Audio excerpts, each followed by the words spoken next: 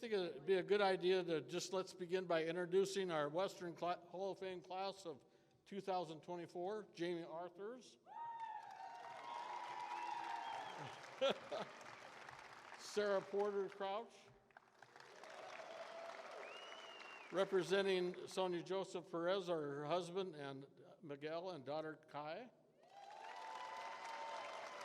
And rounding out the quartet, Blake Serena. Okay, you can go back now.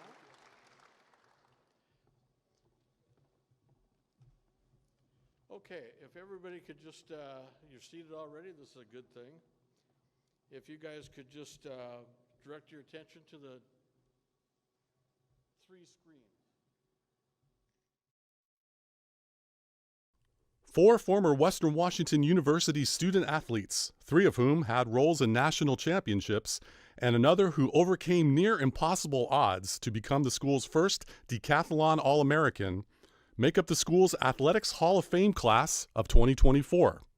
The trio of national title winners, all women, are Jamie Arthurs, perhaps the finest soccer goalkeeper in school history, who has gone on to help 2 Viking soccer teams to NCAA Division II national championships as an assistant coach, Sonia Joseph Perez, who played an MVP role in leading Western softball to the 1998 NAIA national title, the school's first in any sport, and Sarah Porter Crouch, a 13-time All-American in track and cross country, who won the 10,000 meters at the 2011 NCAA 2 Nationals in school, meet, and stadium record time.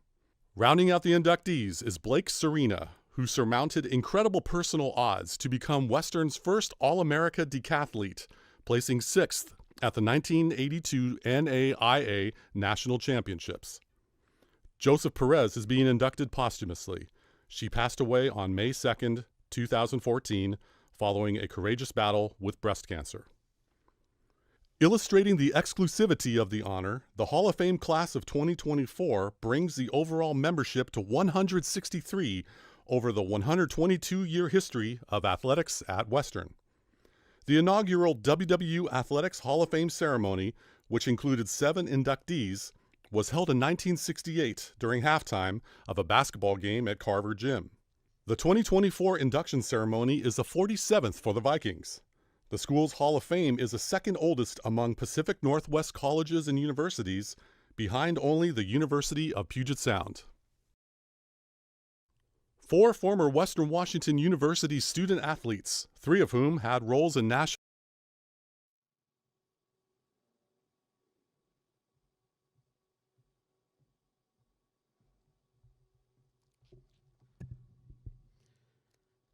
Great to see everyone. It's already been quite a spring for Western Washington University athletics. Track and field winning Great Northwest Athletic Conference championships for both men and women in outdoor track, after winning both for indoor track and after winning both for cross country. 6 for 6, people.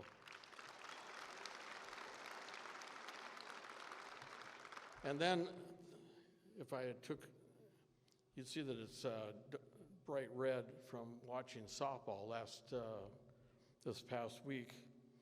And they're on their, in fact, they are there in Longwood, Florida, getting ready for the World Series after winning the NCAA 2 West Region title last Wednesday.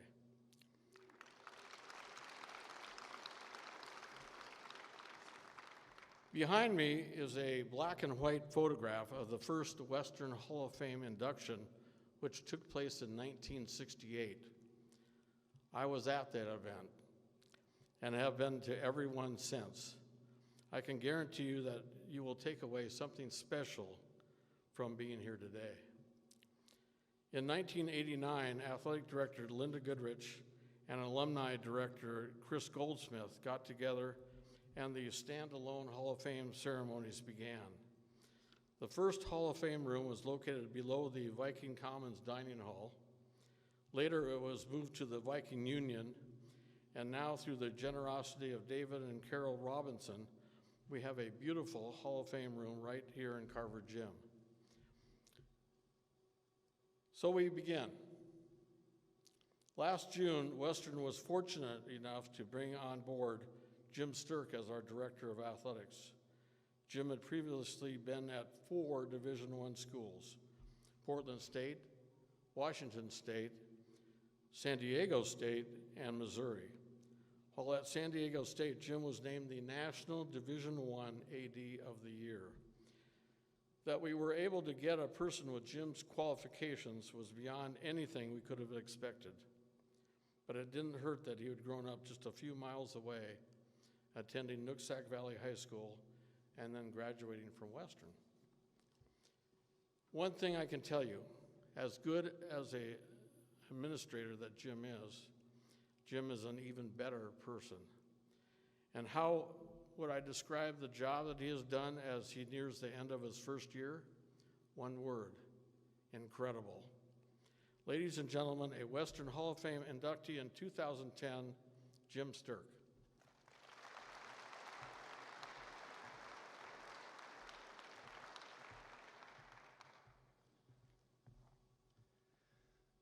Thanks, Paul. It's great to be here, and it's great to see all of you here to celebrate the many accomplishments and achievements of this 2024 Hall of Fame class. Congratulations to our Hall of Famers, to Jamie, to Sonia and her family, Sonia's family, and Sarah and Blake. I want to take a moment to thank President Sabah Randhawa for his leadership of Western every day. Western continues to thrive, and I feel blessed to work with him and his leadership team.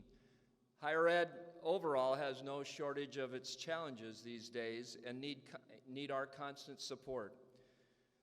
Earlier this week, I had the privilege of going down to Knoxville, Tennessee, visiting my daughter and son-in-law and a new grandson.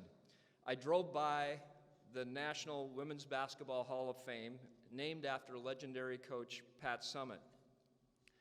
Their motto, which is appropriate for today's celebration: embrace the past, celebrate the present, and promote the future. Paul, I want to thank you again for putting so much time and creating and maintaining the Hall of Fame and embracing our past and rich history. We would not be here without all of your time, efforts, and talents, and so please give Paul a round of applause.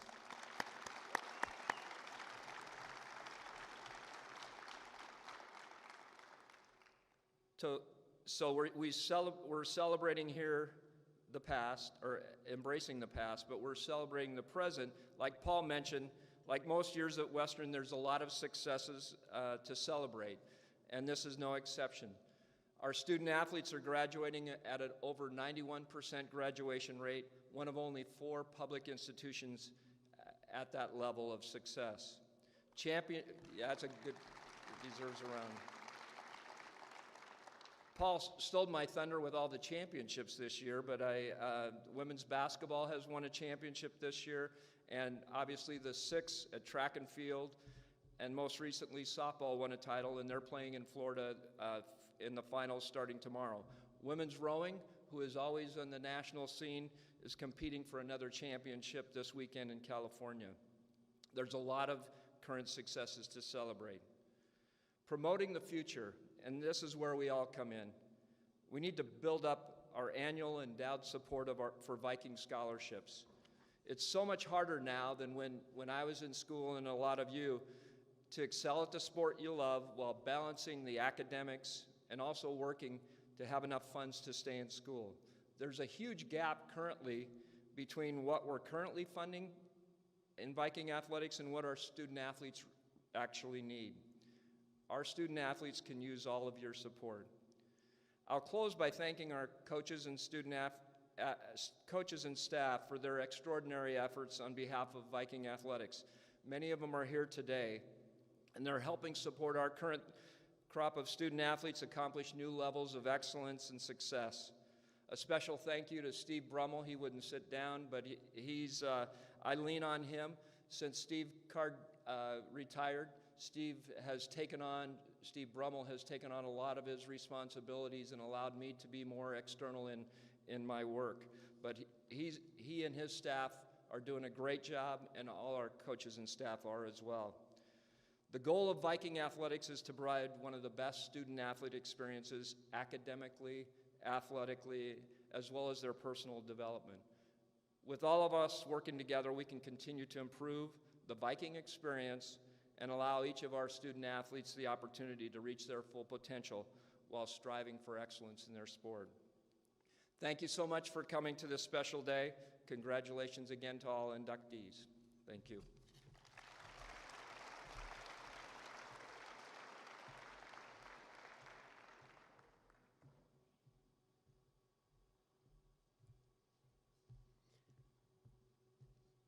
Okay, quickie.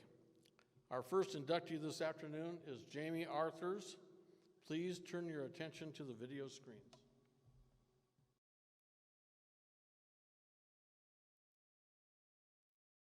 Jamie Arthurs finished her 4-year playing career from 2009 to 2012 with 39 shutouts and a 0.58 goals against average, both school records.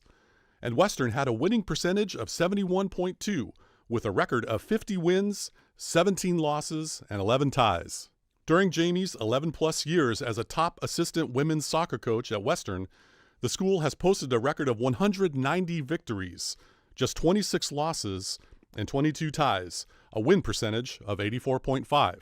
In that stretch, the Vikings have won 2 NCAA 2 national championships in 2016 and 2022, and were runner-up once in 2019, while reaching the national tournament in 9 of 10 possible seasons.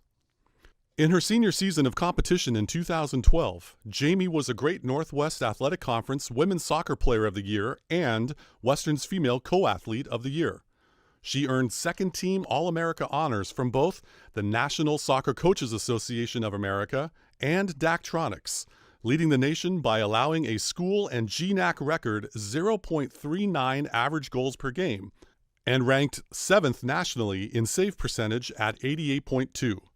She posted a GNAC and school record 16 shutouts, one shy of the national record.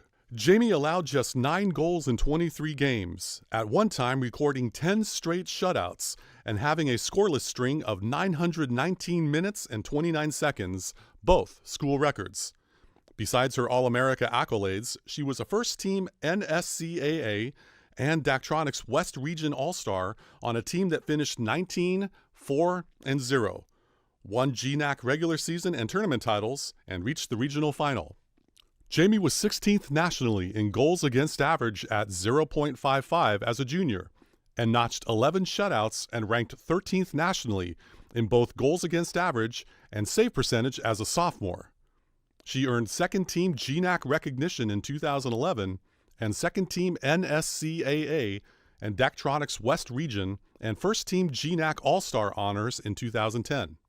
As a coach, Jamie was honored as a member of the 2016 and 2022 United States Coaches NCAA 2 Staff of the Year.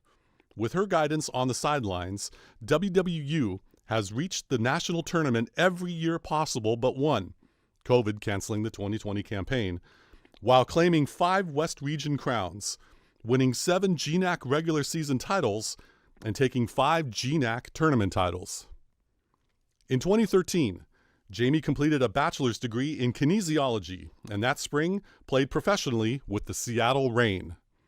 Jamie was a second-team Class 4A All-State selection as a senior at Richland High School, a first-team Tri-City Herald All-Area and All-Columbia Basin League pick.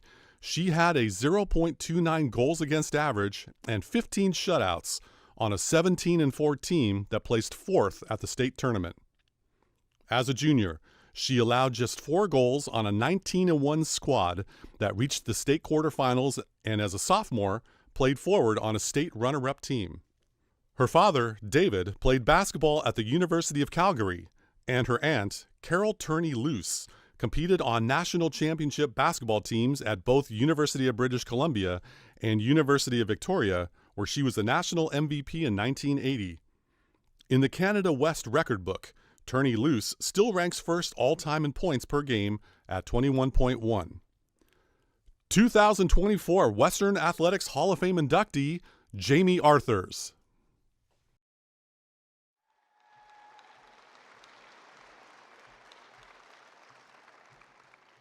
Introducing Jamie is head coach Travis Cannell, who is in his 22nd season leading the Western women's soccer program and 29th overall at Western.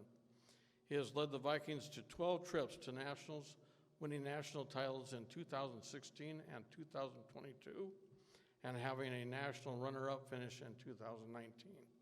Please welcome Travis Cannell.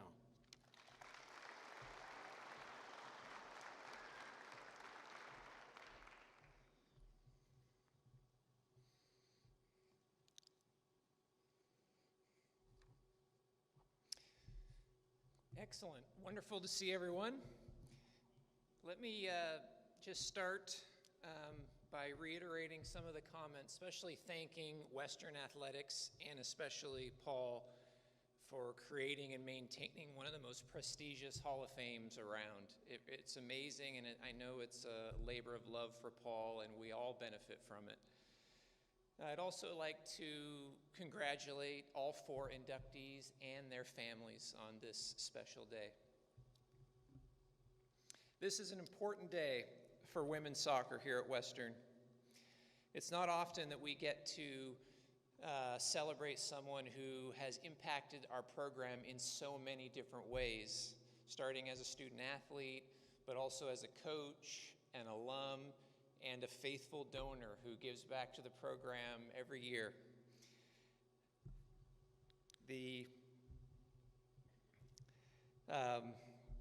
It's not often we get to speak on behalf of a person whose dedication and passion has not only brought them personal success, but has also inspired countless others. Jamie's journey in soccer is not just about the victories on the scoreboard, the trophies, the awards and records that she holds. It is about so much more. It's about the countless hours of preparation, the innovative methods, her ability to overcome adversity, her unwavering passion for her teammates, and eventually the players that she coaches. She has always believed that it isn't merely that winning and success isn't merely defined by winning, but by the joy found in a job well done. Her relentless pursuit of her best performance as a player, along with her attention to detail during training, games, and countless hours of work outside of training and in the off-season, enabled her to develop from an inexperienced 18-year-old walk-on into a record-breaking, All-American, championship-winning goalkeeper. During this time, she also grew as a leader. Her belief in herself and in her team brought the best out of her teammates. During her career as a player, she turned setbacks into motivation and lessons learned. Throughout redshirting and throughout multiple injuries, she persevered, learning from every experience. I want to take a moment to thank her family, her friends, and her teammates, many of whom are here today. And I can tell you firsthand that you have made a huge impact and continue to make a huge impact in her career as a player and a coach. Creativity in coaching isn't just about drawing up the ideal lesson plan for the upcoming game. It's about seeing potential in every player, even when others do not. It is about fostering a love for the game that transcends the pressure to win and instilling values that shape character both on and off the field. Jamie has always seen soccer as more than just a game. She has used the sport as a canvas for creativity, transforming ordinary moments into extraordinary ones. Whether it's designing a warm-up that feels more like play than it does work, or finding unique, even epic ways to motivate players, she has shown that creativity and passion are the true markers of success. Whether our team is preparing for a Final Four game or just another spring scrimmage, we always get Jamie's best. Whether we are in the middle of a 39-game win streak or have lost 3 in a row, she still has creative ideas that help our players. Jamie has always had high standards, and they always begin with herself, with her own performance, whether it was as a player or now as a coach. Jamie's mindset has not only inspired her players, but has left a lasting impact on the entire soccer community. By understanding that if we value doing our best at each task, regardless of how big or small the tasks seem, we give ourselves a chance to achieve something amazing. She has shown us that true success is about more than just winning. It's about the effort and creativity put into every practice, every game, and every interaction.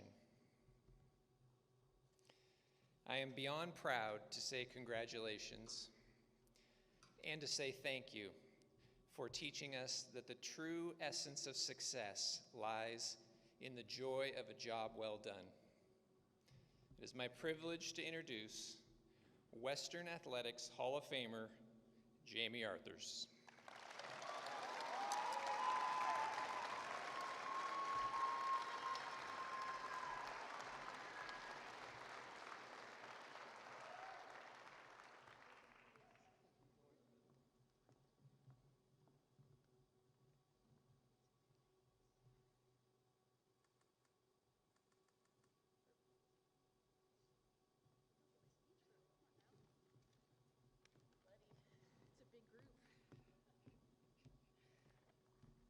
Public speaking, one of my favorite pastimes of coaching and as a player.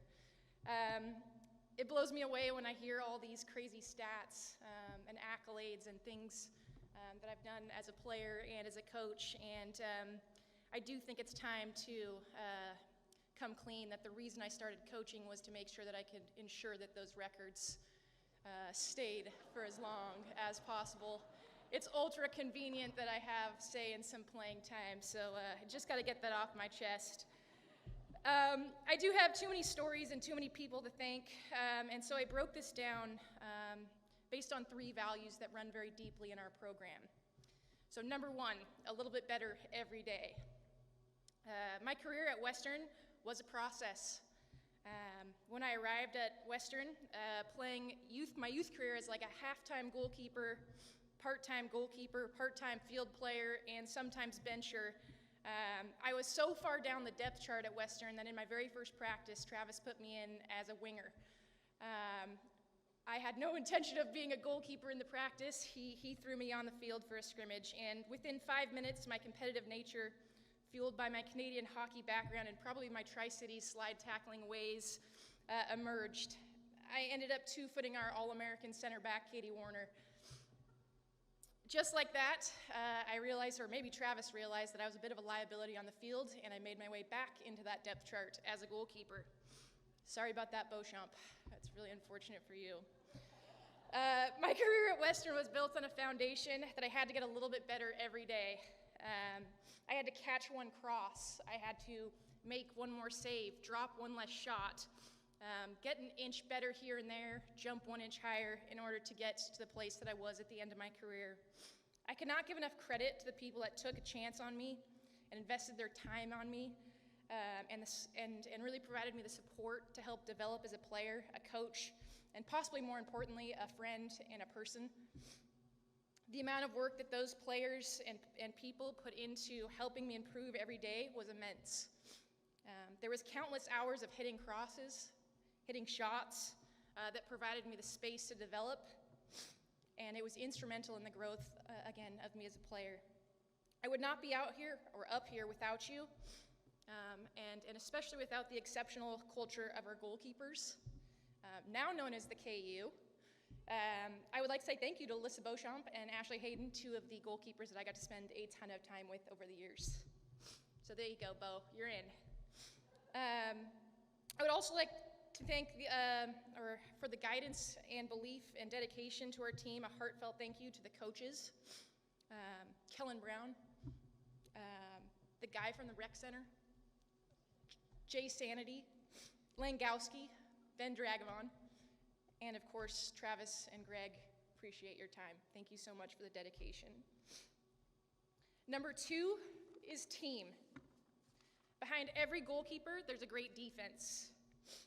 There were many names that should have been included in this Hall of Fame honor. Behind every shutout, every win, there was a game-saving tackle, a selfless block, a hustle play, and probably a back post header, because I never caught any of those crosses. To name a few, Alicia Patton, Emily Warman, Brina Sitch, Kayla Russ, Bree Jones, Chelsea Jackson, shout out, you're in the picture, Kim Cooper, fucking Michelli, in the crossbar at Sonoma State. This honor is a true testament to all of my teammates. I had a pleasure playing with all of you. 3, leaving a legacy. In our program, we often reference this quote, leaving a legacy, or to leave a legacy. We reflect on many things, or after reflecting on many things my teams accomplished on the field, I started to appreciate that the real legacy lives not necessarily in the scores and the stats, but oftentimes are in the moments that were shared by teammates. These moments have given me and many of us unforgettable experiences, life lessons, and a shared history as Vikings. Ooh, we're gonna cry, it's gonna be good. So I would like to thank each class for a legacy memory. 2008, learning the joy of a college rivalry, and just how flammable a 1980s polyester SPU jersey could be. Thank you, Briz, for your dedication. 2009, celebrate the little things. Most of those happened at the 601 North Garden House, and I think we had to dial it back a little bit after that one season, but gotta remember to celebrate the little things. 2010, surround yourself with people who uplift you and make you happy. Easy one for teammates. If they're willing to go to Bob's with you at any moment, make sure they become a part of your inner circle. 2011, what you do is far greater than the impact of what you say. I learned to keep it short. Most halftime talks revolved around 4-letter words, and I should apologize to some of those teammates if you're here today. 2012, don't waste the day. Be confident, fearless, and unforgiving in your pursuit of what sets your soul on fire. Thank you, and we'll see you at trackside.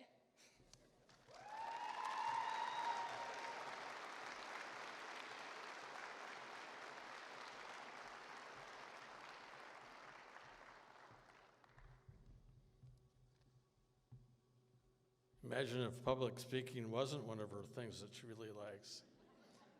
Wow, great job.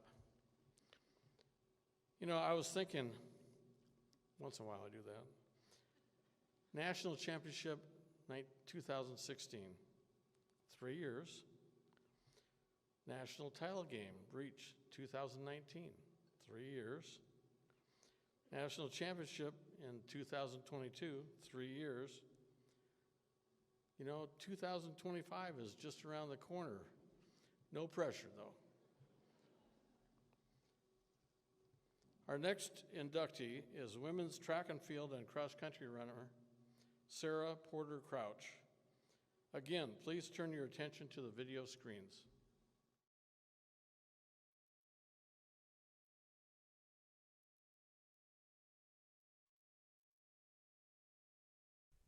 During her 4-year career at Western from 2007 to 2011, distance runner Sarah Crouch, whose last name was Porter when she ran for the Vikings, earned United States Track and Field and Cross Country All-America honors an amazing 13 times, while being a 3-time selection as the school's Female Athlete of the Year.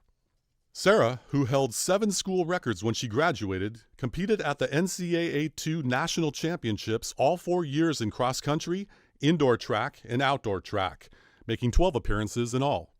And she was the United States Coaches Association D2 West Region Female Athlete of the Year in all 3 sports, besides being a national champion and a 4-time national runner-up. Today, Sarah, after running professionally for Zap Fitness and 361 USA, has shifted focus to raising her 2 young children, daughter Charlotte, 3, and son Emerson, 1, and writing her first novel, Middletide, scheduled for release by Simon & Schuster in June. Previously, Sarah ranked among the top women marathon runners in the country. She placed 11th, second among U.S. runners at the 2016 Boston Marathon, and in the Chicago Marathon was 6th in both 2014 and 2018, and 9th in 2016. At those Chicago runs, she placed 3rd, 1st, and 2nd, respectively, among U.S. runners. Sarah's crowning collegiate achievement at Western came on May 26, 2011, at Turlock, California, when she won the 10,000 meters at the NCAA D2 Nationals in a meet and stadium record time of 33 minutes, 17.39 seconds, a personal best by 19 seconds. The clocking was the 4th fastest in NCAA 2 history, just 12 seconds off the all-time NCAA 2 standard set in 1987. And just 2 days after that victory, Sarah placed 2nd nationally in the 5,000 meters. During the summer of 2011, Sarah married Michael Crouch, an accomplished runner himself. They toured the country pursuing their mutual goal of running professionally and competing in the Olympic Games before settling in Huntsville, Alabama. Following graduation from Western, Sarah made an immediate impact on the professional scene by placing 5th at the 2011 USA 10-mile championships and qualifying for the 2012 U.S. Olympic trials in the 10K. She went on to place 2nd at the New York City Emerald Nuts Midnight Run and followed that up with 2 straight runner-up performances in Ireland. Sarah then gravitated to the marathon. Running the 26-mile, 385-yard race is no small task, taking a huge level of commitment. But in Crouch's case, running, especially long distances, is in her family genealogy. Her mother, Lori Porter, a recent addition as a coach into the Washington Interscholastic Athletic Association Hall of Fame, is a top age group marathoner who has run a best time of 2 hours 49 minutes. Crouch's father, George Porter, runs anywhere from 45 to 50 miles a week and competes mostly in 5Ks. And all of her siblings, 2 sisters and a brother, reached national collegiate competition at their respective universities. And grandmother, Maureen Hennessy, was a former competitive age group marathoner and ultra marathoner. Sarah hails from Hawkinson, Washington, a town of 5,000 located near Vancouver in the southwest corner of the state. A graduate of Hawkinson High School, she ran cross country for 4 years and track for 3, going to the state meet every year in each sport. As a freshman at Western, Sarah was the GNAC Women's Freshman of the Year in cross country, placing 45th at nationals and being named a conference and region all-star for the first of 4 straight years. She also went to nationals in indoor track, finishing 15th in the 5K, and outdoor track, crossing the finish line 9th in the 10K. As a sophomore at nationals, Sarah placed 13th in cross country, 6th in the indoor track 5K, and in outdoor track was 5th in the 10K and 7th in the 5K. During her final 2 seasons at Western, Sarah was the national runner-up in cross country, being named the West Region and GNAC Female Athlete of the Year in 2010. She was 4th in the 5K and 7th in the distance medley relay at the 2010 Indoor Nationals and 3rd in the 5K in 2011. Sarah was 2nd in the 10K and 3rd in the 5K at the 2010 Outdoor Nationals, then won the 10K and was 2nd in the 5K as a senior. Sarah feels that the Pacific Northwest made her a better runner, and she believes that she could not have chosen a better school than Western. Sarah says that despite her success at running, winning races is not what motivated her. What she likes most is competing against herself and always trying to do better than her previous time. 2024 Western Athletics Hall of Fame inductee, Sarah Porter Crouch.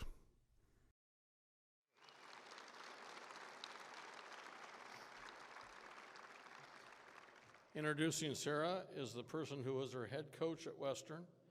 He recently retired after following a 36-year career, the longest of any coach in any sport at Western.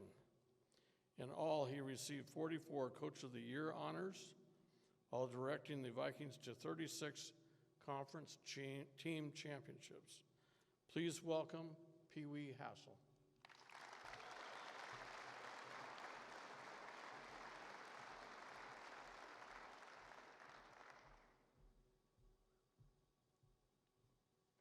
Well, I'm going to say it now, because every day is a great day for Western athletics, but especially track and field and cross country. So, there you go.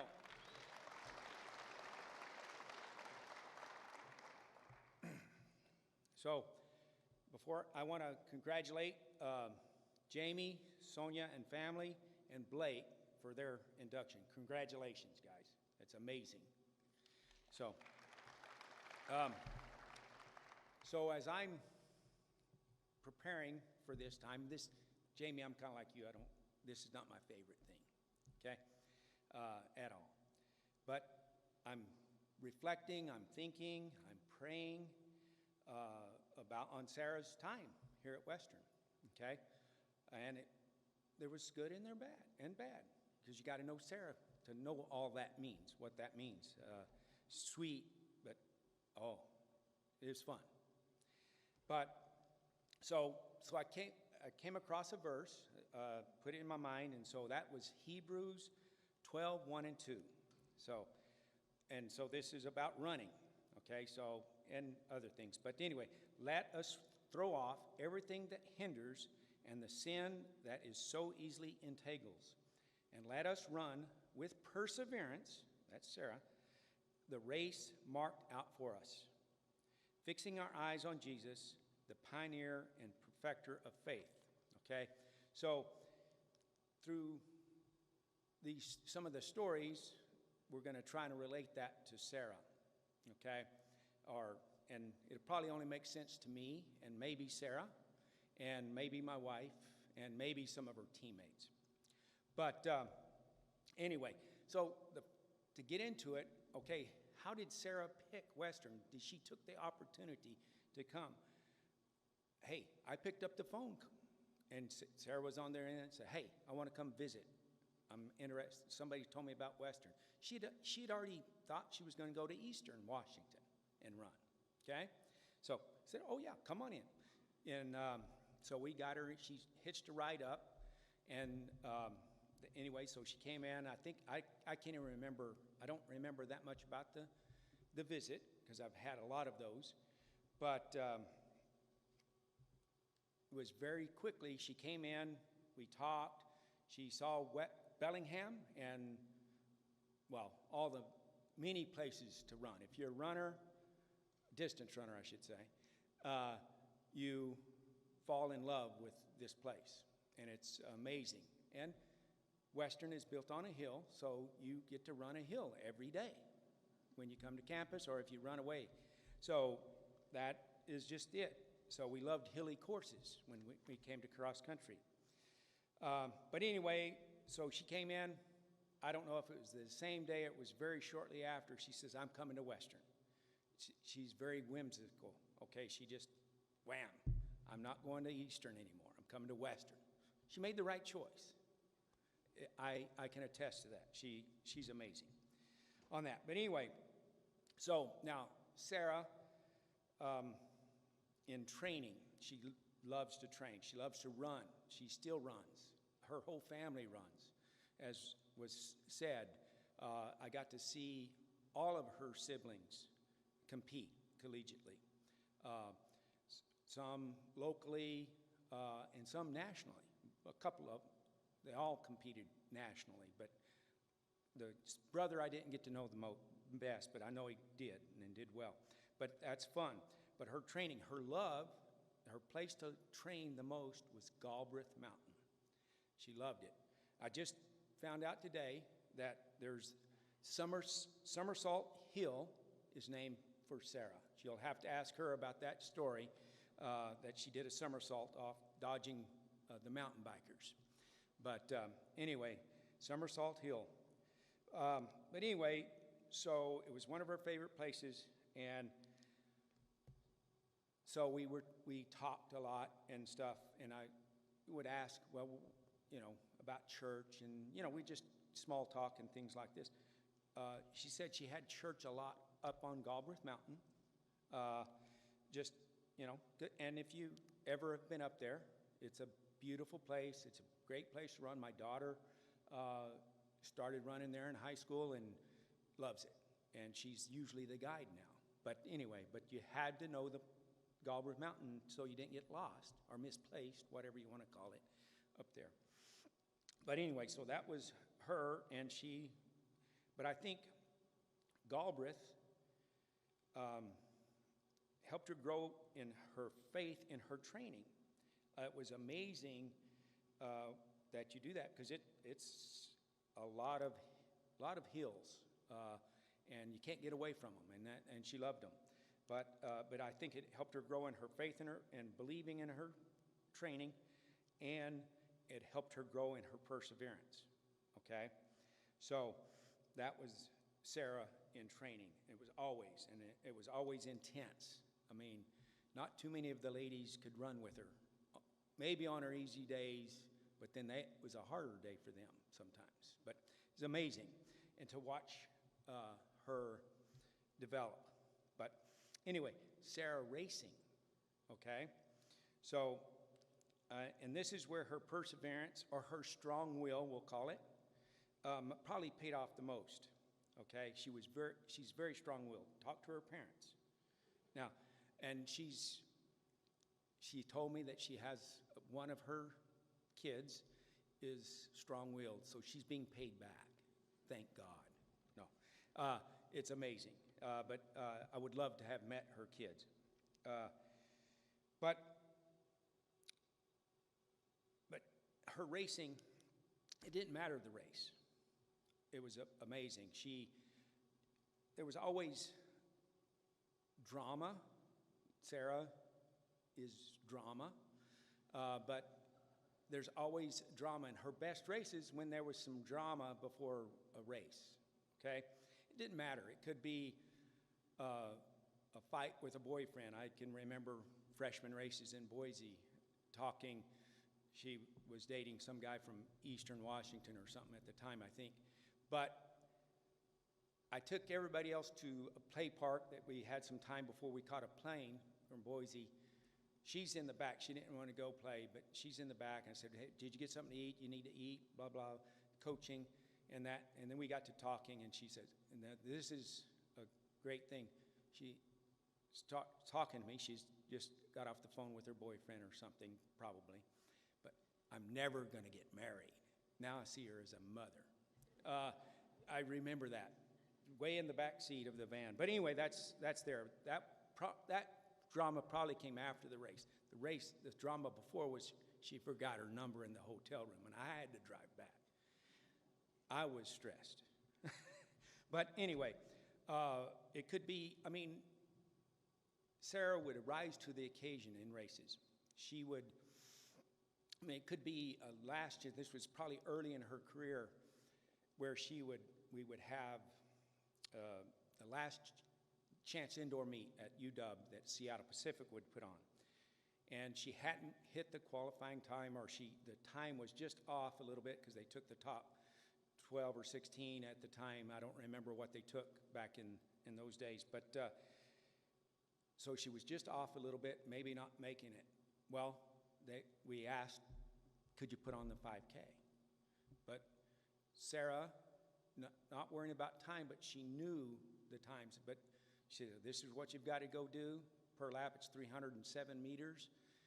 Per lap, she went out, she did it, click, click, click, click, and qualified for nationals. Okay, that was early in her career. I can't remember. I mean, this picture right here was a goal. She wanted to set the record, 3K record. Okay, she told me earlier that was the worst she's ever, most pain she's ever run through. But she knew what she had to do, and she went and did it. Ran through the pain, embraced the pain, Laura. That was a knock to my daughter. But anyway, but then, so that was some races. I mean, it could be any of them, but that was Sarah, okay? National meets, okay? You know, the 10K, okay? We had plenty of drama before that race. She comes in, she runs the race. Now, I'm watching the race, and Adams State, great distance program, okay? Sarah's out the gate, she's going with it, but who latches on with her, but an Adams State girl. I'd say she ran half the race, maybe somewhere around in there. And I'm just saying, oh, geez, you know, it's going to be great. I was talking to Ralph earlier, and she had told Ralph 2 weeks before that national meet that she was going to win the 10K. But that's another story a little there. But so she did it, hammered it, came back on Saturday to run the 5K, that national meet. She had run a 10K. The young lady was a very good runner that won the 5K. Sarah latched onto her and made her very nervous through a big part of that race. I mean, up until the last 2 or 3 laps, 2 laps, and went after. The other young lady was fresh. Sarah had run a 10K, and there's no doubt in my mind, had she been fresh, that young lady would have gone down, which was one of her major nemesis, but they're good friends, I'm sure. And then in cross country, going to cross country, the race that I remember the most was her junior year. It was in Evansville, Indiana. She ended up runner-up to a Seattle Pacific Pixlr, but who, you know, was a great runner, transferred off to a Division I school and had some great accolades, but great runner. But the course in Evansville, okay, we loved it. It was hilly. And it ended up being a hot day, too, in Evansville, very hot. So a lot of great memories go back to that meet. But anyway, so we're running. She go down the hill, and to finish the race, you have to come up this big, long hill, take a right, and then you probably have 300 meters to the finish. So I see Pixlr come up, and Sarah's moving up the hill and eating up ground, okay? It's amazing. Watch, I mean, go, go, go, go, go. I'm just yelling. But anyway, so she turns the corner, and she's eating up, and I would say she got within 9 meters. That's the one, well, Sarah would say cross-country should be longer, and we had that conversation. Or I agree with her. I think women are tougher than guys, and so why not? And it's all the same. But anyway, we wished it was 10, 15, 20, 30, 40, 50 meters longer that day, and we would have had a champion. But it was an amazing sight for me and an exciting point. Not to mention, the women ended up 8th place in the nation, and the men were 4th. It was a great time, and just great memories go back to Evansville and to watching you run up that hill and chasing down Pixlr. So those are some memories there on that, of her running and the tenacity and that. But like I say, there was always that time before the things that hinder. She threw off the things that hindered the drama that happened there. But she threw it off. The gun was shot. She was racing. She was amazing to watch. It was fun to watch. Any race, whether there was anybody running with her or not. So I want to thank you, Sarah, for taking the opportunity to come to Western and that.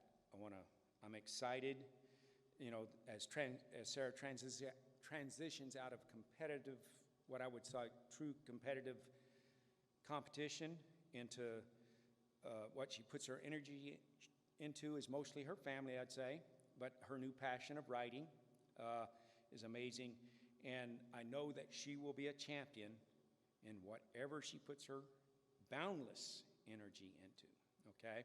So I just thank you for that and that. So it is my great privilege to introduce Western Athletics Hall of Famer, Sarah Porter Crouch.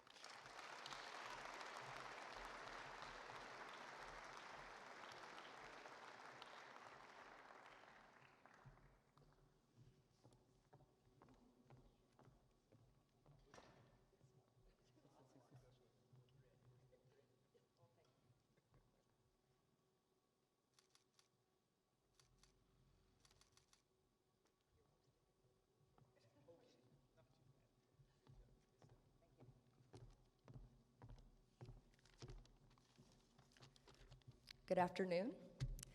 17 years ago this week, I was sitting at the kitchen table in my parents' house. There was a letter of intent spread out in front of me and a pen in my hand. I was about to commit the next 4 years of my life to Eastern Washington University. And then, in the greatest timing of my life, the phone rang. It was a friend of mine from high school, a runner, and a freshman at Western Washington. He said, "Listen, I know you're about to commit, but just come up to Bellingham. I have a feeling you're gonna like the campus, and I can tell you this, there is nowhere in the country that's better for distance running." So I did. I came up. I got into town around 4 o'clock on a Friday, and by 6:30, standing in front of the PAC watching the sun sink down low over the bay, I knew that this was where I was gonna spend my college career. Now, to the best of my recollection, the first good hard run we did on campus was a run straight up the side of Galbraith Mountain. Pee Wee divided us into 4 groups. There was a lead group of guys, a chase pack, a lead group of women, and a chase pack. At the very last second, I jumped out of my group and I joined the lead group of men. Now, about 15 minutes into the run, I knew I was in serious trouble, but that's when my teammate, Kyle Lampy, said, "Okay, fellas, it's 2 minutes to the top," and I thought, I can do that, I can hang for 2 more minutes. Now, a few minutes went by, and again, Kyle Lampy said, "Okay, for real this time, it's 2 minutes to the top." Over the course of the next hour, Kyle Lampy said 2 more minutes to the top, probably 45 times. But eventually, we did make it to the top, and as I stood there, just gasping for breath with my hands on my knees, I felt a hand land on my back. It was my teammate, Bennett Grimes. And when I looked up, he just gave me a single sweaty nod of approval, and from that moment on, I knew I was part of the team. Now, over the course of the next 4 years, as running won my heart completely, I found myself very often walking down the hall to Pee Wee's office. It was a small room, very cluttered. There was a mountain of paperwork on the desk that would frankly rival Galbraith in height. But Pee Wee and I would sit across from each other, and for sometimes hours at a time, we would talk about life, about running, training, racing, school, about everything. And not until later did I realize Pee Wee, the very busy coach of hundreds of athletes in all 3 seasons of the year, not once did he make me feel like I was a waste of his time. And when I left Western, it was with a different contract in hand, this one with Reebok. It was a chance to run professionally, to make a living as a runner, and it was an opportunity that I'm quite certain I wouldn't have had if I had gone to Eastern, or perhaps anywhere else, because this town, Bellingham, with its hills and its trails and its mud and its rain, it made me tough. It made me into the exact sort of runner I always hoped I'd become, but the titles, the school records, the finish lines crossed, those aren't the things that I remember when I look back on my time here. I remember the kindness of a wonderful coach. I remember the willingness of my female teammates to follow my lead and push themselves faster and farther than ever before, knowing that if I was a rising tide, I would lift their ships as well. And I remember the generosity of my male teammates in taking me under their wing and allowing me to train with them, despite the fact that I showed up on campus determined to give them a run for their money too. I made a lot of mistakes as a college student. Most of us do, and Pee Wee gave me a good and well-deserved roasting for that. But I can honestly say that as I stand here today, 34 years old, a mother of toddlers in a completely different career as a novelist and the first few strands of gray in my hair, for not one single day have I regretted choosing to attend Western Washington University. Thank you.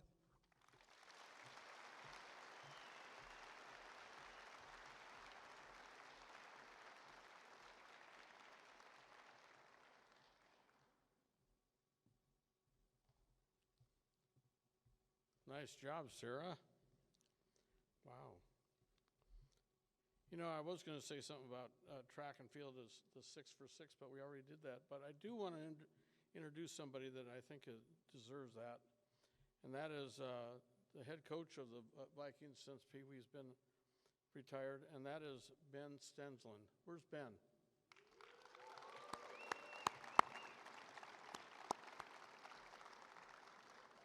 Great job.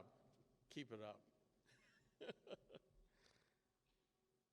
Our next inductee is softball player Sonia Joseph Perez. Again, please turn your attention to the video screens.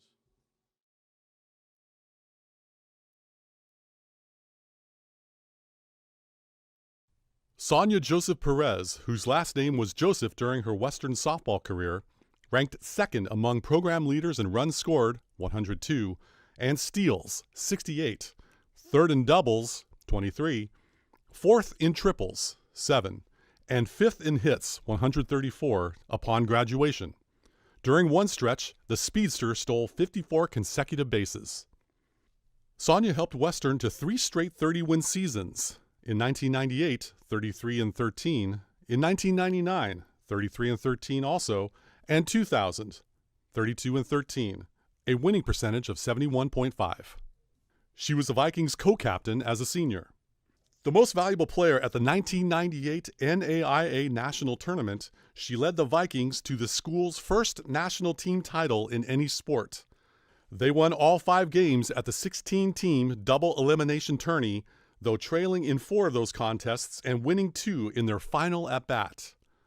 Sonia made 4 sparkling defensive plays in the title game, a 5-1 win over Simon Fraser, including a diving catch in the 5th inning that saved 2 runs. In a 4-1 second-round victory against William Woods, Missouri, she threw out the potential game-tying run at the plate in the 4th inning. In one of the biggest upsets in NAIA history, Sonia drove in the game-winning run with a 2-out double in the 7th inning of a third-round 4-3 victory over then 4-time defending national champion Oklahoma City. Sonia was the 3rd-team Easton Sports All-American in 2000, one of just 7 non-Division I picks among the 45 players honored. A first-team Pac-West Conference All-Star and team co-captain, she finished with a .400 batting average and led the Vikings in 11 offensive categories, one being multi-hit games with 30. A 4-year letter winner, Sonia graduated from Western in 2001 with a degree in business finance. She worked in finance, handling multi-million-dollar accounts for Technogym, a world leader in gym equipment, Old Castle Infrastructure, an industry leader in building solutions, and U.S. Oil and Refining.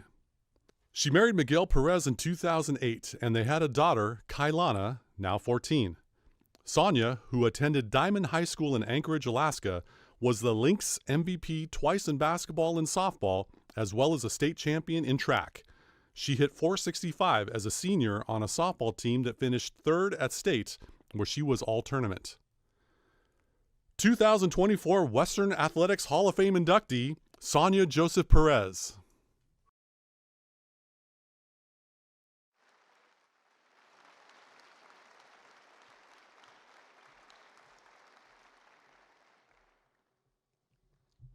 You know, right now I'm supposed to introduce Sonia's presenter, but I think it's important to, we have a few teammates from that 1998 team, the first national championship of any sport at Western.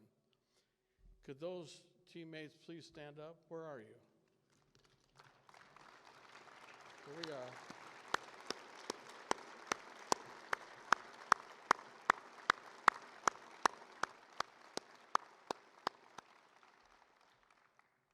The presenter for Sonia is a teammate who was named Western Softball Player of the Century in 1999, finishing her career holding or sharing 25 school records. Named to the 1998 NAIA National All-Tournament team and a 4-time All-Conference selection, traveling from Florida to be here, Western Hall of Famer Jen Brandolini Register.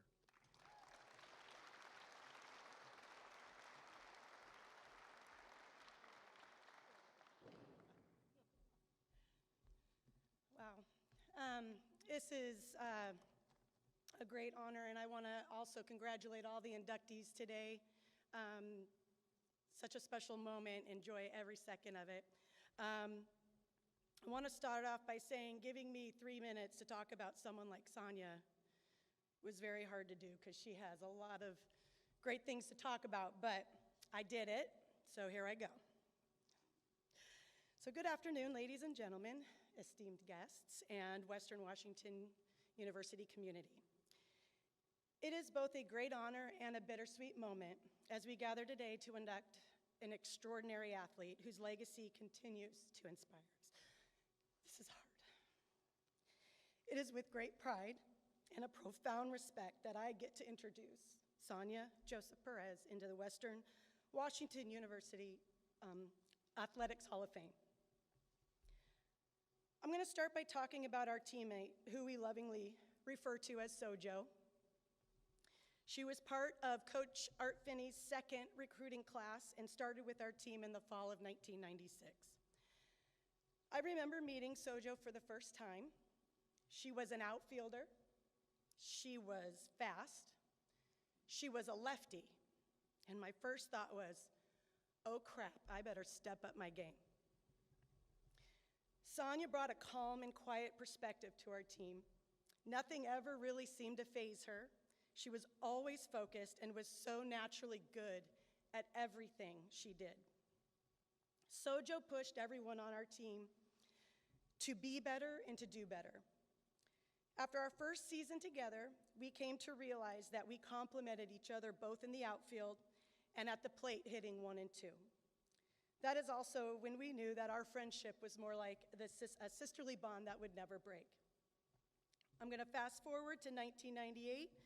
Our team was headed to Tulsa, Oklahoma for the NAIA National Tournament. Sonia was a dynamic outfielder making incredible catches that no one else could. She was producing at the plate, which sent us straight to the champion's circle. Sonia's MVP performance propelled our team to victory, securing Western's first ever national title in any sport. Her name became synonymous with resilience, teamwork, and an unwavering spirit. I'm going to end by talking about our friend. Our beautiful, funny, sometimes clumsy Sojo. She had a smile that could light up the darkest of rooms. You can see that right there. She was an amazing listener, advice giver, fashion expert, and a best friend anyone could ask for. She was a beloved teammate, cherished friend, and a devoted family member. Her love for her daughter, Kailana, and her husband, Miguel, was the cornerstone of her life. As Sonia battled breast cancer, she continued to demonstrate that same courage and determination she displayed on the softball field. Though she passed away in 2014, her fighting spirit continues to resonate with us.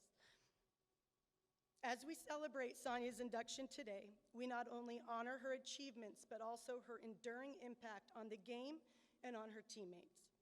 Her legacy will forever be etched in the history of this university. I know that Sonia has made an impact on my life as well as many others in this room. And I'm willing to bet she has her hands in what's going on with our current Viking softball team this week. Can I get an amen? Sonia will forever be missed, but will always remain in our hearts. It is my privilege to introduce Sonia's husband, Miguel Perez, and their daughter, Kailana, to represent Western Athletics Hall of Famer, Sonia Joseph Perez.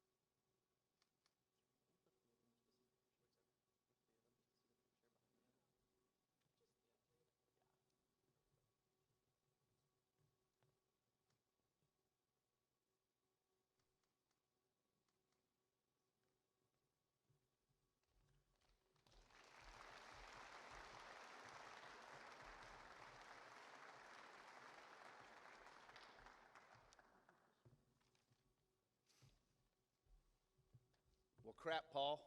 Whew. I got to tighten up. I say crap because you finally settled the long, fiercest debate that Sonia and I had for many years, which was who was the best athlete. I think today kind of sews that up.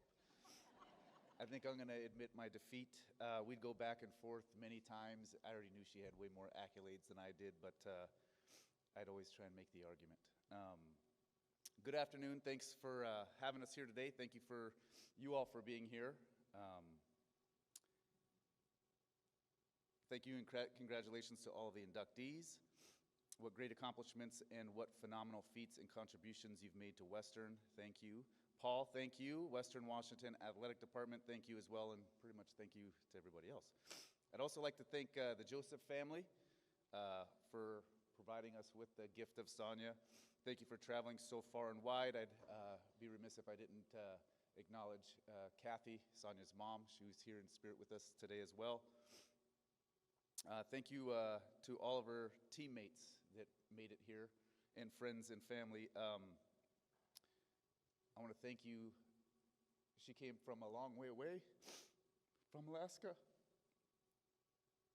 And I want to thank you for being her family here at Western. And you all meant the world to her.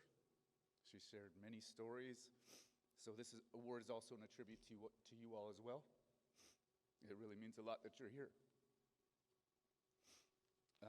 Paul, I'm not going to make 3 minutes. I'm sorry. I can't even see I got tears in my eyes. I know that there's a big, huge smile in heaven right now on Sojo's face. I'd like to acknowledge that the Western Fast Pitch team, I think Jen did a great job, better than I could in speaking to that. It's an honor to be here, and it's unfortunate that we're standing here today, my daughter and I, to receive this award for Sonia. And Western's a very special place to me in many ways. It's a place where my life changed, but all these great memories of Sonia happened here. Playing catch in Gym D was one of the first times I actually got to speak to her. There's so many times on campus where she'd be sitting right up there, and I was sitting over here at a basketball game and be staring at her a lot, and never spoke to her. Many times at football games where I'd see her and pass by her, and there'd be no conversation, no nothing. I had zero game. And all the way up to one of the most stupid things I've ever said in my life, which was in the training room. We both had injuries, and it was probably my one and only opportunity to be able to speak to her. And I said one of the stupidest things I could, but it was all thanks to Jen Brandolini, who put me on the spot. But it did give me an opportunity to speak to her for the first time. And all the way to the memory of I have no clue why she chose me, but we were on this campus, and I'm the luckiest man in the world. So we're here today to honor her accomplishments and contributions to Western, the softball program, and many of our lives, and Western's first national championship.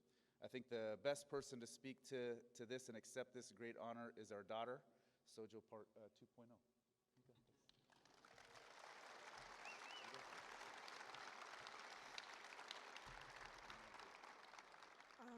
Before I start, I want to thank everyone who stepped into that mom kind of role when my mom died when I was younger. I just wanted to say thank you to all of you for coming today, too. Sorry.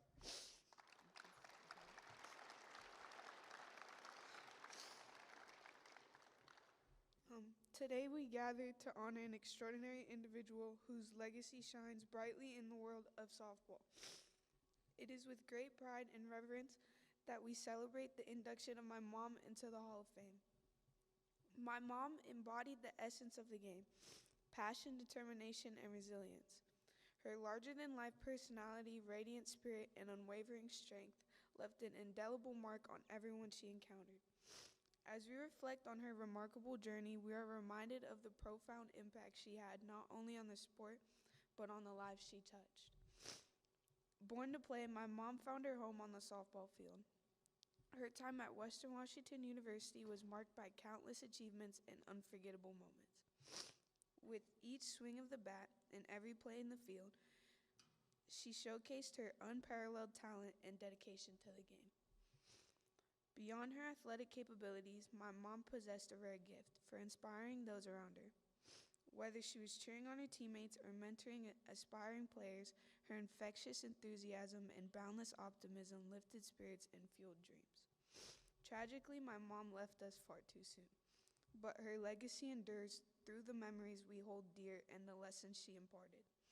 Today, as she takes her rightful place among the softball greats in the Hall of Fame, we honor not only her remarkable achievements on the field, but also the exceptional woman she was off the field. Loving, compassionate, and endlessly supportive.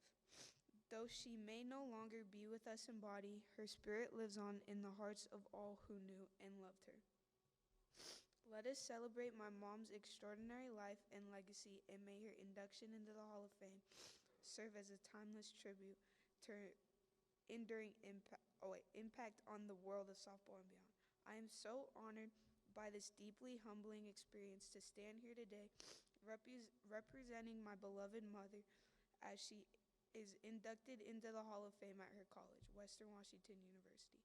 While she may no longer be here to accept this prestigious recognition herself, I carry her legacy with immense pride and reverence. My mother's passion for softball and her unwavering dedication to excellence has left an indelible mark on this institution and the sport she cherished. As I accept this honor on her behalf, I am filled with gratitude for the opportunity to ensure that her achievements and enduring spirit continue to inspire future generations of athletes. Today, I stand not only as her child, but also as a remembrance of her legacy, committed to preserving her memory and honoring what she left behind. Congratulations, Mom, on this well-deserved honor. You will forever be remembered as a champion of the game and a beacon of light for generations to come. Thank you.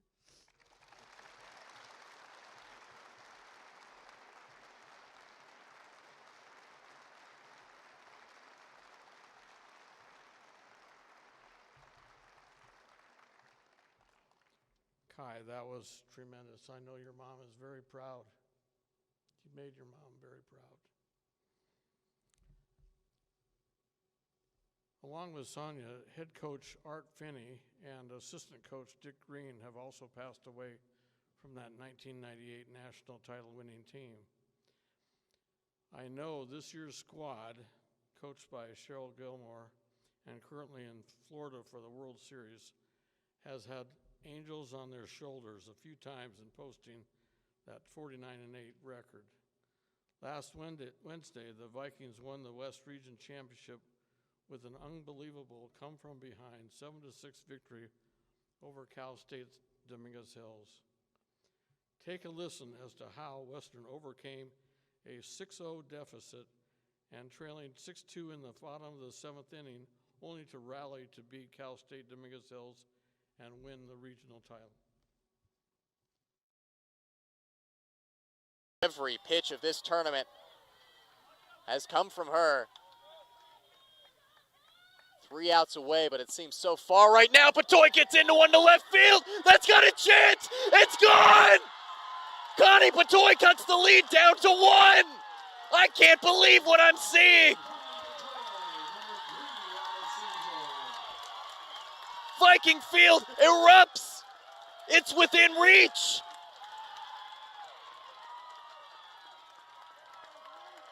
Vikings 5, Toros 6. Rath is next up, followed by Andrew Jeske Ramirez. The 2-1, hit hard out to left field. It's got a chance. It's over. They've done it. The Vikings have done it. History for the first time in program history. Western Washington are queens of the West.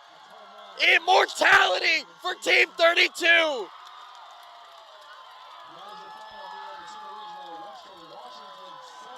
One of the greatest moments in Western history, and nowadays you get to see it over and over, which is even better.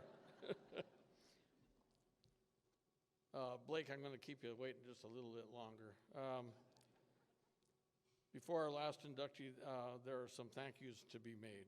This ceremony doesn't happen without the hard work of a number of people. Here they are listed on the screens.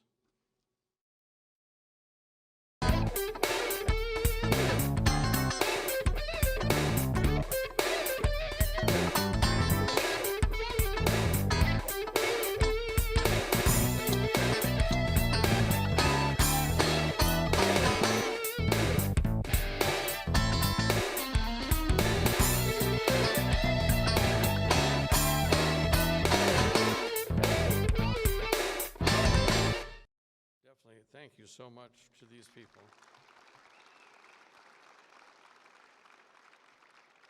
You know, on a more personal note, I am very blessed to be able to work each day with the best when it comes to student athletes, coaches, staff, administrators, and Viking fans. Thank you.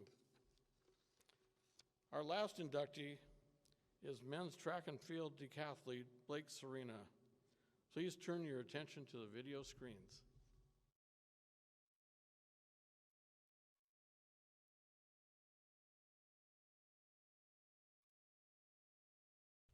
As a senior in 1982, Blake Serena became the first Western student athlete to earn All-America honors in the decathlon, placing 6th at the NAIA Outdoor Track and Field Championships held at Charleston, West Virginia. He finished with a then-school record of 6,678 points. A year prior, Blake helped Western win his first NAIA District 1 championship in outdoor track and field. The Vikings claimed a 6-point victory with Blake, the team's top point scorer, with 22. That included placing first in the javelin, second in the shot put, and fourth in the decathlon. A team captain and 4-year letter winner in track, Blake graduated from Western in 1982, earning a bachelor's degree in physical education with an emphasis in pre-physical therapy. He was named the Health, Physical Education, and Recreation Department's Outstanding Graduate.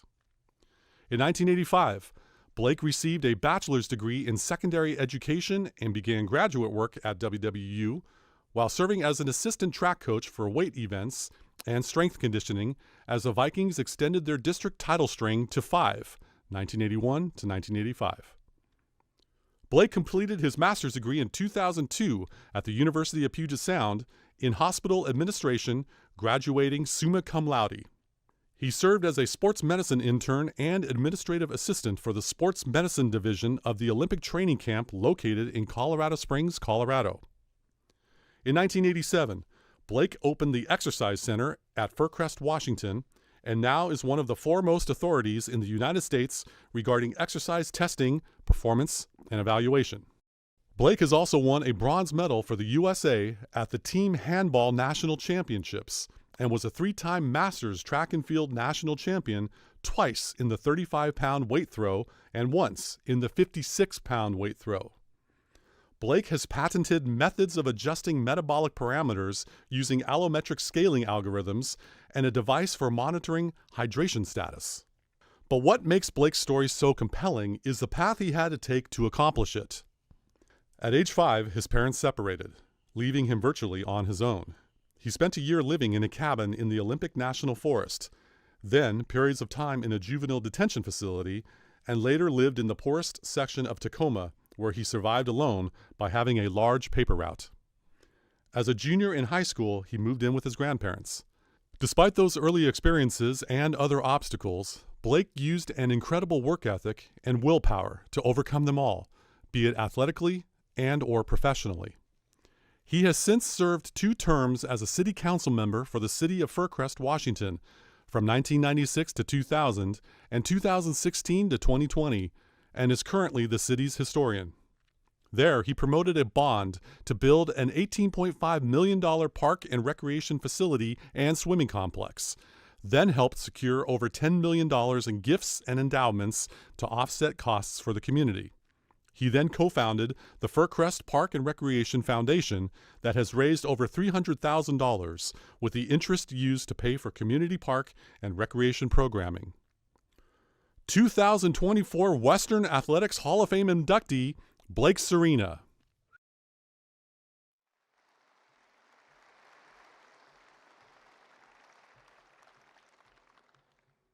Introducing Blake, our former teammate Sharon Ordornan, and his head coach at Western, Dr. Ralph Vernacchia.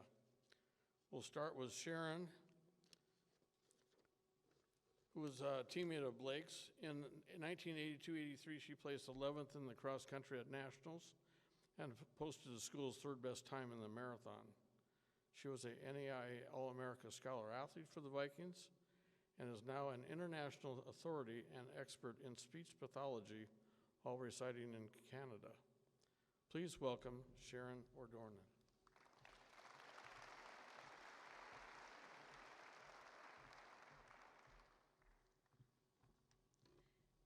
As a former student athlete, I had the privilege of getting to know Blake during my time at Western.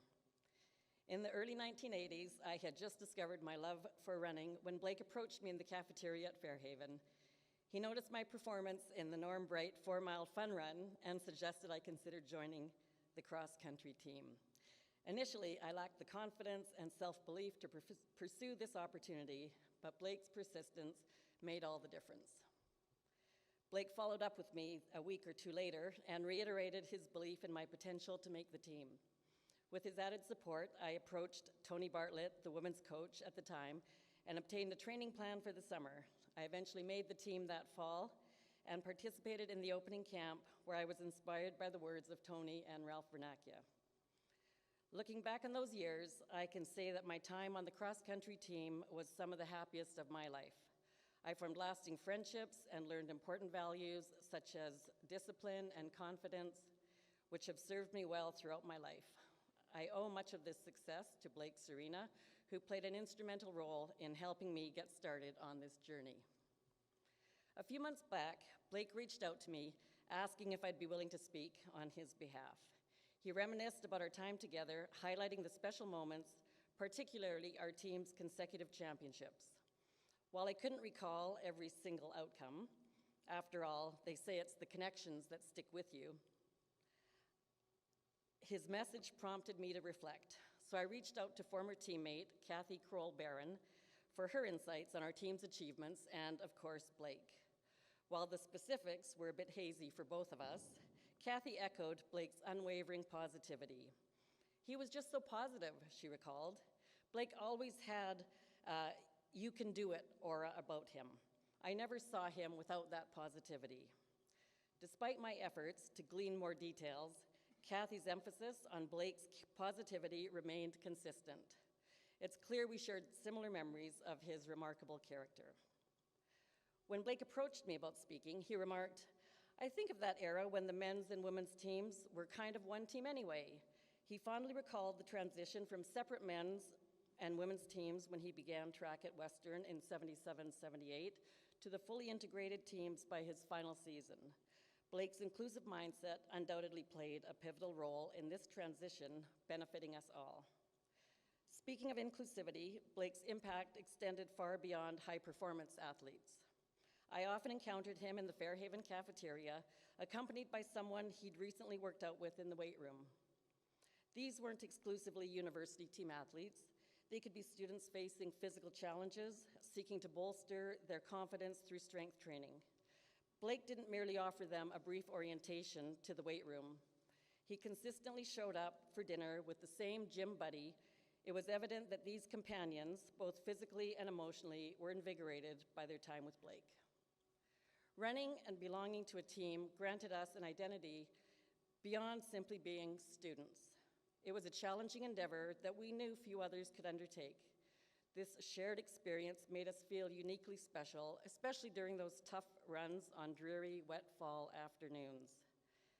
At the time, I may not have fully appreciated it, but in retrospect, I see how young and independent we were, navigating life mostly on our own. The team provided a sense of grounding amidst the uncertainties of youth.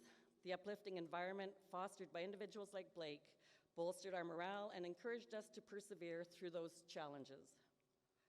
Reflecting on my university years, I realized how much emphasis was placed on grades and the daunting task of planning for the future. However, looking back, I recognize the immense pressure that was alleviated by having this alternate identity within the team and the supportive culture cultivated by people like Blake.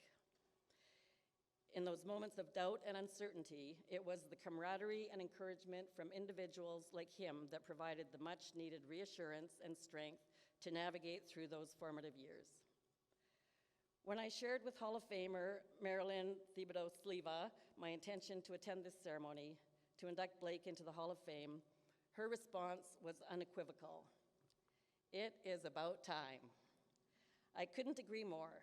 Blake's leadership, encouragement, and unwavering dedication to student athletes have left an indelible mark on countless lives. It's undeniable that he's more than earned this honor. Blake, congratulations on your induction into the Hall of Fame. Your legacy will continue to inspire generations to come. Thank you for the gift of your remarkable career.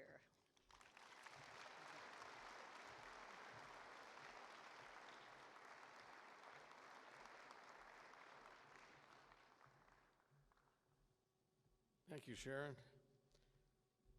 Our next presenter, a member of Western's Athletic Hall of Fame. He coached the men's track and field and cross-country teams from 1973 to 1987. He directed the men's track team to 6 straight NAIA District 1 titles from 1981 to 1986. A nationally recognized sports psychologist, he coached 26 NAIA All-Americans at Western. In all, he coached 14 seasons and taught at Western for 36 years. Dr. Ralph Vernacchia.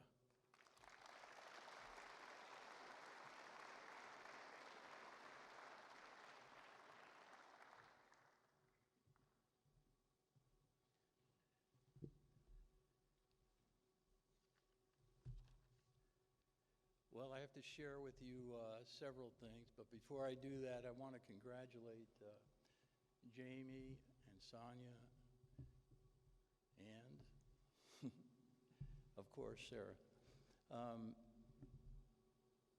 All these people, the 3 people that are ahead of us, and Blake, all 4 of them, share one thing. They made everyone around them better. And this is what you really look for in someone that's a great leader. They not only perform well and they're inspirational, but they bring everyone with them. Their teammates get better. Their coaches get better. The university gets better, and the sport gets better. They all have done this. It's really amazing. And when you view this as a coach and you see it happening right in front of you, it is a marvelous thing. And so that's one of my fondest memories of Blake, and I'm sure the same is true of our other inductees. Blake had a difficult childhood. You've heard a little about it. He experienced the harshness of life at a very early age, 5 years old. He was homeless. He experienced poverty at the ultimate level. But you know what? He found a way. If I would say anything about Blake, it's about thrive and survive. Find a way. And that's what really inspired all of us. You know, this is a beautiful facility now, but way back when I was here, I just walked by the Parbury Fitness Center. Marvelous. When we were here, Jim Sturk, right?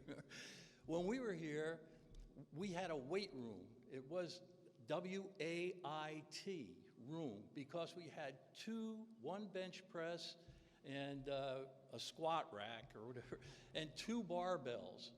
And so people had to get in line, except for Martin Rudy. He was smart enough to work out at 6 a.m. in the morning. So it was much different. It was very challenging. But I think there's one thing about adversity. Adversity reveals character. And I think this was the most resounding thing about Blake. He recognized his background and how he struggled, and he's a very compassionate person, and he caring and took care of everyone else on the team.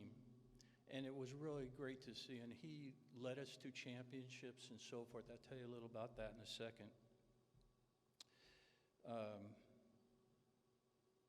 But you know, as a young boy, he worked had a paper route to get through high school. When things got tougher, he got a bigger paper route. And then for Western, he became a longshoreman and earned the money to come here. The one thing is that once he was here, this was his home. We were his family. It was so great, and he thrived here. He just really thrived, and it was wonderful as a coach because I was teaching in the physical education department, so I would see Blake as a student coming through class and so forth, and his interest and passion for exercise physiology with his friend Mark Matsui, who's here today. They started working our exercise science lab. It was just a hole in the wall, but they got, one of the faculty members, Chapel Arnett, had a grant for a Beckman metabolic cart. And you know how we're so afraid of technology, everybody, including the faculty, said, well, what's this? You know, and they turned it over to Blake and Mark, and they were amazing. They did all the testing. It was just incredible. And so it's nice to take the leadership, see them take the leadership. And Mark also, they did such great things for our university and our department. So my first encounter with Blake Serena. I'm in my office, in comes, I don't know, I didn't know who he was. He came in and declared that he was going to be the next district champion in the javelin throw. Okay, I said, okay, well, that's great. How far do you throw? He said, I don't know, I never touched a javelin.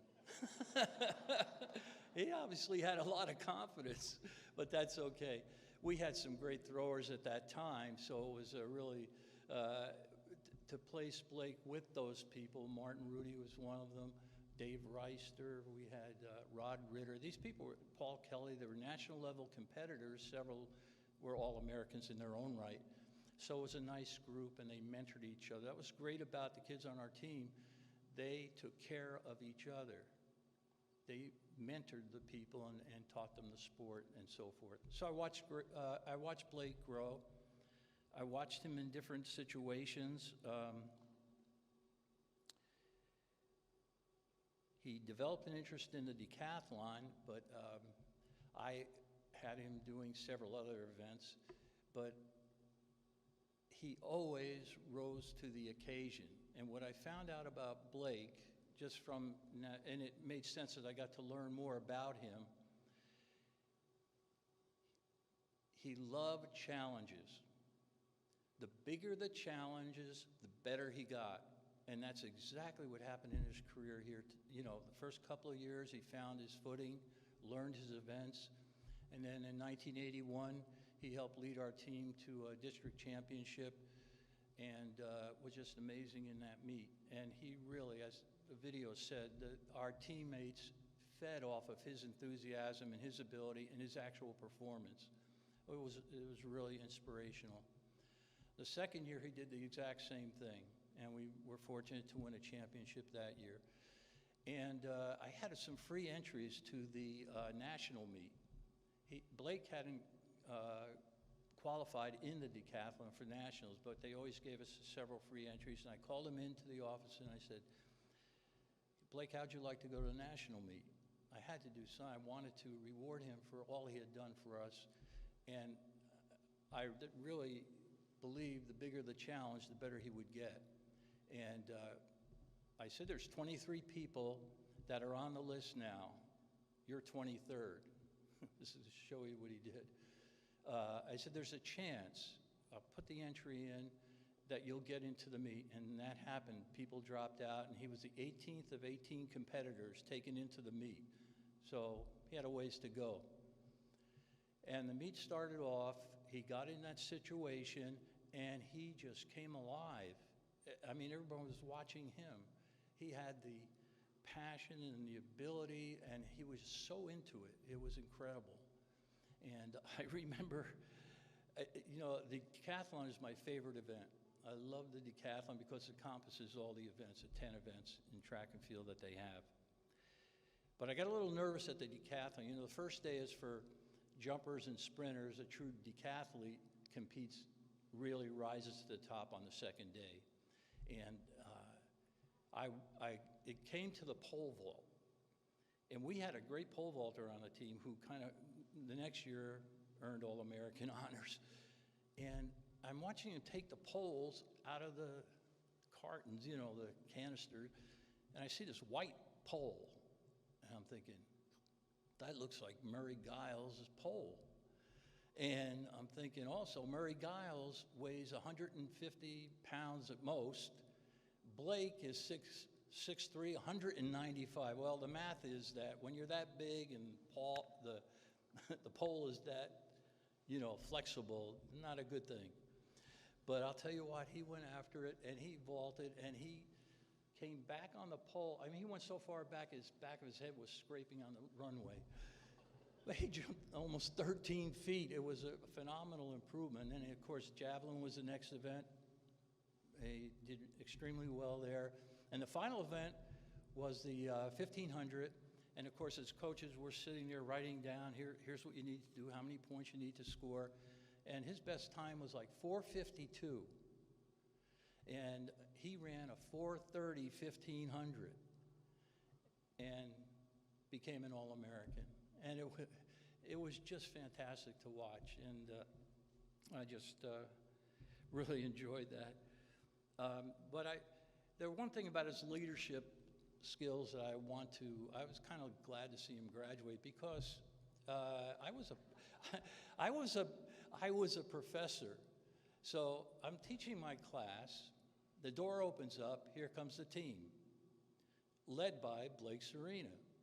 I'm going, uh-oh, this is not good. They pick me up, they take me out to Fisher Fountain, and wham, they throw me in. I don't know the historian here. And they did it again the next year when we won. And I said, boy, I'm glad you're graduating. I don't have any clothes left. So it was, but I did asked him to be assistant coach, and he was great. If you see that little room up on the hillside when you go out, I don't know, they use it for aerobics or something. Blake was the strength training person and assistant coach for the weight events. And we got in there after practice. It was right over the track, and it was a beehive of activity. He really did an excellent job training and coaching. It was really wonderful to see. Also, I think that, I just think that what he did in his profession, and has done in his professional life, was one of the best things, because there are several former athletes here now that were on our team and in our program, and to see them, I mean, our goal is to watch them graduate and achieve in their personal lives and also in their professions. And they're here today, and it's just wonderful to see them and what they're doing now.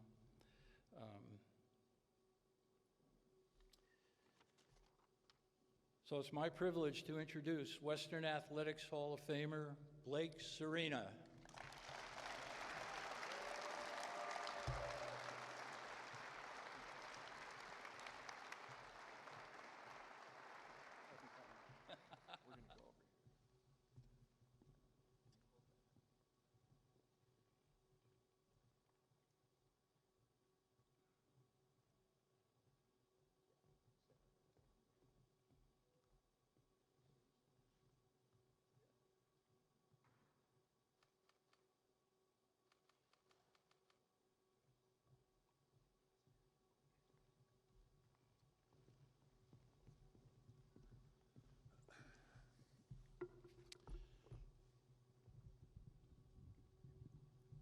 Well, I guess where do you start? I guess I'll first really like to thank that nomination committee for allowing me to do this and give me the motivation to lose 15 pounds to get in these pants. So that was a battle in itself, one of my bigger challenges. I also want to, of course, thank those inductees. I'm just so impressed with what you guys have done, and I'm just feel so blessed to be a part of this. And I actually had to call in a little favor and from a friend of mine, and I got a copy of Sarah's book, and I was hoping that she could autograph it for me, and I figure in front of everybody here she wouldn't reject it, so.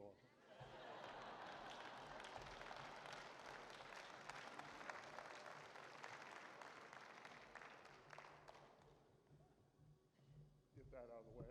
So obviously I'm quite a bit older than most of the other inductees, and when I started here, my first year, it was 1977, and we had just changed from a state college to a university. And two people that were here with me during that time were Paul Madison and Jim Sturck. I played football here too. Jim was a linebacker. I was the drawback for the team, if you know where that plays. I never did know where they play, but Jim, you know, obviously a Hall of Famer himself. I mean, I have tremendous respect for Jim as an athlete. Academically, not so much. But, the only time I'm aware that Jim ever got straight A's is when he married his wife Terry and had three daughters, Abby, Amy, and Ashley. So, really bad for him. Yeah, well, And Paul's got a tough job. I mean, when I was a freshman, I first met Paul, and he had us fill out a sports information questionnaire and tell us about what town we were from. And he asked what our hometown newspaper was, and I wrote down the Wall Street Journal. I don't know if you remember that or not. I was hoping that gives you a kind of an idea of how hard his job really is when he gets that kind of stuff happening. But I had an incredible experience in high school. I had to support myself, and when you're doing that and you're sitting in your room alone in high school and you're thinking, I don't really have any family, there's nobody to hold me back. The only person now is me. And if I want to hold myself back, but I'm not going to hold myself back. And I was reading a magazine article on Western Washington University, and it was in Money Magazine, and they said it was one of the top 10 buys in the country for an education.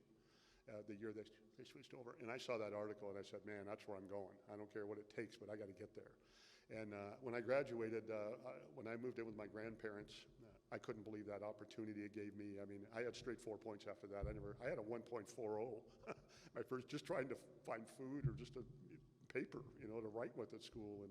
And I just could not believe when you had a roof over your head and a bed to sleep in, how easy life was for school for me. I mean, it was just pretty easy. And I really wanted to go to college, but I had no money. And a guy named Joe Serena died in the newspaper. He had the same last name I had. And it said in the article he was a retired longshoreman.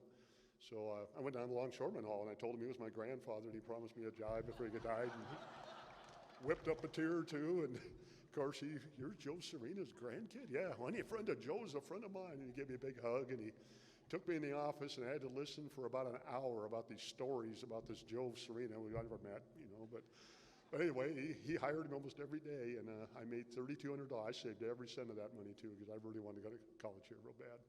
And when I got to Western, I didn't know about college. No one in my family had ever been to college.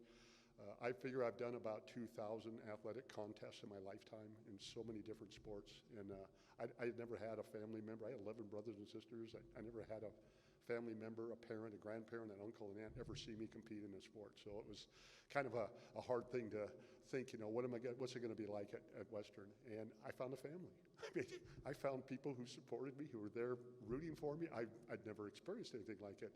And I bloomed. I just blossomed. I just loved college.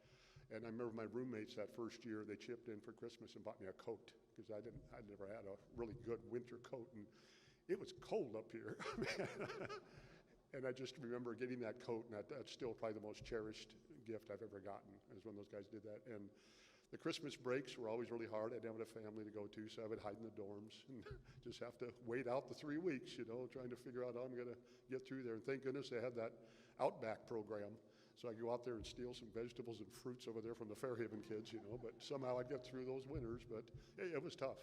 And I remember I had some issues trying to get on the track team. I had to sue the college, and it took a year and a half, and I was banned from the weight room, so I'd go out in the parking lot, and I would just pick up the cars. And I'd just grab in the first stall, I'd do 10, put it down, go to the next car, and work my way around, and hands would get all bloody and stuff, but somehow I got my workouts in still, and I think my teammates knew how hard and how badly I wanted to be back on that team, and I supported all of them as much as I could during that year off. I trained with them, I did everything I could.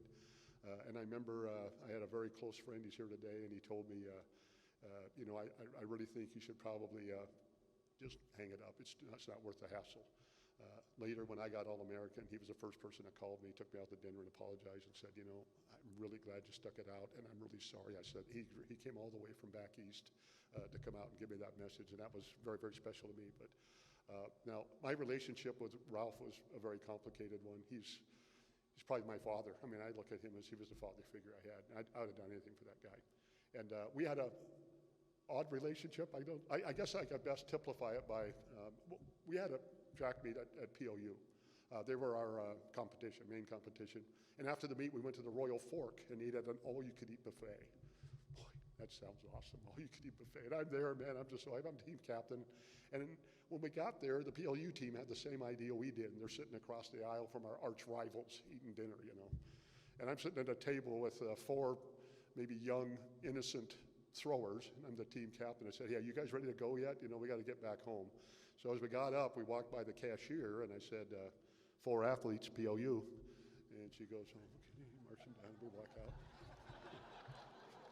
3 freshmen are walking out. So I got a note from Ralph on Monday. I'm going, oh, great, you know. Ralph, I need to talk with you. So I get the note, I go, okay. So I poke my head in Ralph's office and I go, yeah, coach, you want to see me? He goes, yeah, why don't you get in here? He takes me in here, closes the door behind me. Did you leave that restaurant and charge 4 meals to POU? And I said, yeah, of course I did. They can afford it. He goes, that was a good idea. Pat me on the back, threw me out the door. That just tells you the kind of relationship I have with Ralph. And I think it was probably, I don't know, it was like 3 weeks later, we had a meet up in Canada. And we pull up in the bus, and Ralph stands up and goes, look, you know, I'm going to go get the border guard. I don't want anybody messing with these guys, okay? Don't be talking that you got a bomb in your bag or something. These guys, you know, they take this job very seriously. So, okay, so let's be on your best behavior. Okay, I'll be right back. And he jumps off the bus, and well, I see him coming back with a short, stocky border guard. And it took a quick opportunity to have a little talk with the team. And as the border guard steps aboard the bus, he looks and says in a rather stern voice, is everyone here an American citizen? And in unison, we all said, si, senor. And he looks at us and he said, get the hell out of here. And Ralph looks at me and I go, hey, I saved you 4 meals. Come on, you know. But that was kind of the relationship we had. So it was kind of hard to explain. I'd get in trouble and he'd look at it and go, that was a good idea though. But anyway, I think probably one of the bigger moments I had was when we went to nationals and Ralph stood behind me. You know, I didn't make it to nationals. I wasn't the guy that made it. We actually had even a better decathlete. 23rd, and tried to get All-American. And he believed in me, you know. And I'd never had anybody ever step up for me before. It never happened in my life, really. And I was just absolutely shocked that he would do that for me. And I was not going to let that guy down. I would have killed myself in that 1500. Whatever I would have had to run, I'd have run it. Because, and I remember on that plane, I got a packet. And back then, the women's teams were separated when I first started here. The men's and women's teams were completely separate. And then that year I was off, they started bringing them in together. And they were some of the best teammates I had, the most inspirational people. I love that. The women's team and the men's team completely integrated, in my opinion. I mean, they were my teammates, and that's kind of why I wanted Sharon here, you know, to kind of what that meant to me anyway, with having that team here. Well, anyway, it was a different time. A lot of the schools didn't do that. Linda Goodrich, when we built our first weight room, you remember the one we had in the men's locker room? They built the varsity weight room, the first one. We finally get a varsity what's in the men's locker room. Well, Linda, the athletic director, she's pretty upset.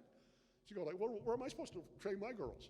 So I'm in the weight room, one of the first workouts in that weight room, and here comes Linda, busting in the men's locker room. She said, okay, gentlemen, women coming through, cover your eyes. Nothing funnier than a bunch of overweight linemen standing there with their hands over their eyes as the women walk by the locker room and into they're all standing naked in front of their lockers, you know. Wait a minute, you know, I remember when I went to the plane that morning, because it was a whirlwind. It was the last week of college. Ralph let me go, and I got an envelope, and I opened it up, and it said, open it up on the plane. And when I opened it on the plane, the women's cross-country team at the time, each athlete drew a different event of the decathlon. And they had me running the 100. The next athlete wrote me doing the long jump and the high jump. And man, that was just so touching. I couldn't believe it. I mean, it still brings a tear to me. And the motivation when I got there, I was completely focused on not letting those people down, my family down. So, and now I look at my life now, and Western couldn't have been a better fit for me. There's no university that could have done what it did for me. I've worked with the Surgeon General of the United States. I worked a year with the president of the American College of Sports Medicine doing research. I played basketball with Michael Jordan and Barkley and at the Olympic Training Center. I've worked with every athlete you could imagine. I mean, in a lifetime, I've invented things that are going to change the world on exercise testing and fitness. You cannot compare two people's fitness and compare them fairly unless you have the patents that I've had. It's just impossible to do. I came up with, all of that stuff directly came from Western. And I think the best way I could sum it up is I had a very close friend of mine. He's now, he's got MS. He's really kind of struggling a little bit. He's a very, very, very good firefighter. Spent his life as a firefighter, and I help him as much as I can. He's helped me so much. And I asked him, could you be a reference for me I'd like to teach a class at TCC. Would you be my reference? He goes, yeah, absolutely. And about 2 days later, he gives me an email, and he says, I was contacted by a woman from TCC in regards to one Blake Serena. I told her you were a ginormous man with a patched eye and a grizzled hooked arm, a gravel-toned, furrow-browed spinner of marvelous adventures. He's been known to gash a listener or two as his hook flails about, describing his fourth world deeds and adventures. A lot of people that know me will say, yeah, that sounds about right. And I never got the teaching job, but he's teaching creative writing now over at TCC. Anyway, I want to thank you, everyone, and I very much appreciate you all coming today. So.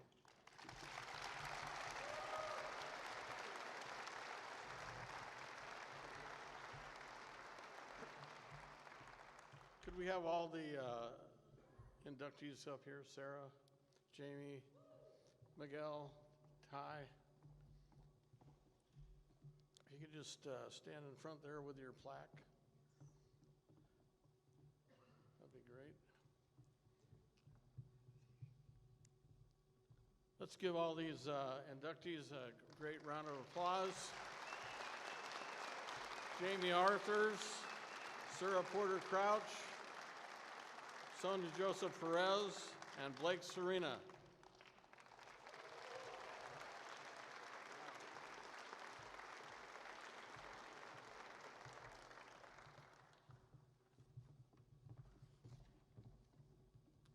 Thank you for being such an amazing audience, and have a wonderful rest of the day. Thank you.